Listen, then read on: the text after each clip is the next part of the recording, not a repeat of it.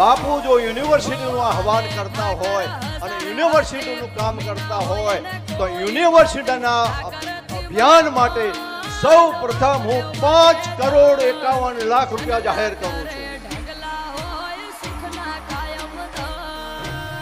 બાપુના યુનિવર્સિટીના સપનાને સાકાર કરવા માટે, રબારી સમાજની યુનિવર્સિટી બનાવવા માટે હું 5,51,00,000 રૂપિયા આ વડવાળાની સંપત્તિ, આ દ્વારકાધીશની સંપત્તિ, એમાંથી રબારી સમાજના ભલા માટે, રબારી સમાજના શિક્ષણ માટે, રબારી સમાજના દીકરા દીકરી શિક્ષિત બને અને એમનું જીવન બને, એક સાચા અર્થે જાય.